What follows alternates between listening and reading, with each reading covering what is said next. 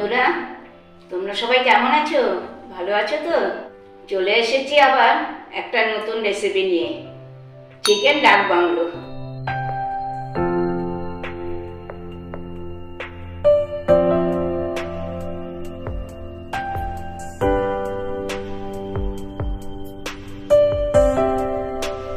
এই চিকেন ডাক বাংলো করতে আমাকে ছেলে শিখিয়ে দিয়েছে। চলো ছেলের রিঅ্যাকশন শুনেই আজকে বানিয়ে ফেলি চিকেন ডাক বাংলোটা। নিয়ে নিয়েছি 400 গ্রাম চিকেন, দিয়ে নেব পরিমাণ মতো নুন, হলুদ, জিরের গুঁড়ো, নেব পরিমাণ মতো লাল লঙ্কার গুঁড়ো, নেব আদা বাটা, লঙ্কা বাটা, খানিকটা টক দই, কাঁচা সর্ষের তেল। এটা দিয়ে আমি ম্যাগনেটটা তৈরি করে নেব। দেখো, এটাকে আমি 1 ঘন্টা ম্যারিনেট করে রেখে দেব।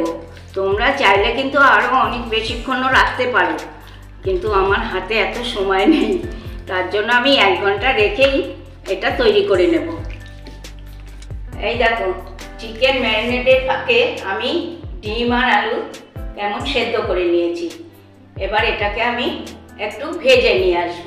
ডিম আলু ভাজার আগে আমি এইগুলোকে কেটে নেব। নিয়েছি 4টে পেঁয়াজ, রসুন, টমেটো, এগুলোকে কুচি কুচি করে কেটে নিয়ে আসি। কড়া আমার গরম হয়ে গিয়েছে, আমি খানিকটা সর্ষের তেল নিয়ে কড়াতে দিয়ে এবার আমি ডিম আলুটা ভেজে নেব।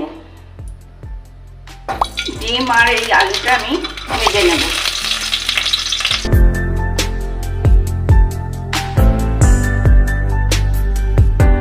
ডিম আলুটা আমার ভাজা হয়ে গিয়েছে, তোমরা এরকম অল্প আছে ডিম আলুটা ভেজে নেবে।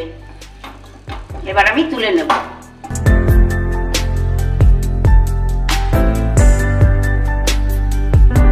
এরপর দিয়ে নেব খানিকটা তেল, দেব 2টো তেজপাতা, আর দেব রসুন কুচি, পেঁয়াজ কুচি আর টমেটো কুচি। এগুলোকে আমি একটু ভেজে নেব।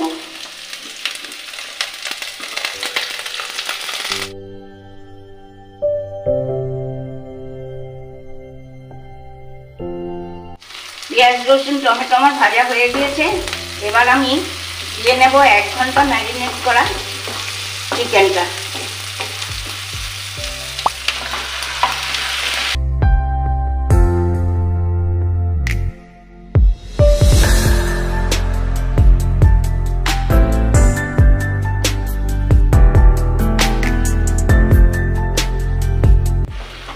এবার আমি এটাকে 10 মিনিট মতো কষিয়ে নেব, আর একটু ঢাকা দিয়ে দিয়ে করব।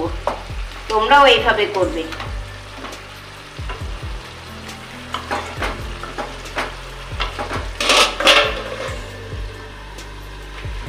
দেখো কি সুন্দর রং চলে এসেছে, আর চিকেনও আমার কষানো হয়ে গিয়েছে। এবার আমি পরিমাণ মতন জল দিয়ে নেব।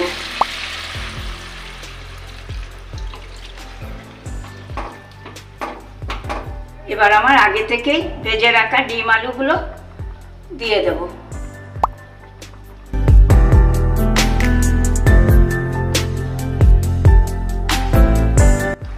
দেব একটু গোলমরিচ গুঁড়ো, আর দিয়ে নেব গরম মশলা, দিয়ে আমি এটাকে ঢাকা দিয়ে দেব। দেখো, আমার চিকেন ডাক বাংলো রেডি।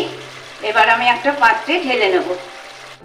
এই দেখো বন্ধুরা, কত সহজে চিকেন ডাক বাংলো বানিয়ে ফেললাম। আশা করি এত সহজ পদ্ধতিতে চিকেন ডাক বাংলো বানানো তোমরা দেখোনি। আমার আজকের এই রেসিপিটা দেখে তোমরা কে কে বাড়িতে বানালে আমাকে অবশ্যই কমেন্ট করে জানিও। আমার আজকের রেসিপিটা যদি তোমাদের ভালো লেগে থাকে তাহলে ইউটিউব ফেসবুকে লাইক কমেন্ট শেয়ার করে দিও। তাহলে আজকে আসি, আবার আসবো নতুন কোনো রেসিপি নিয়ে। Tata, bye bye. তোমরা ভালো থেকো, সুস্থ থেকো।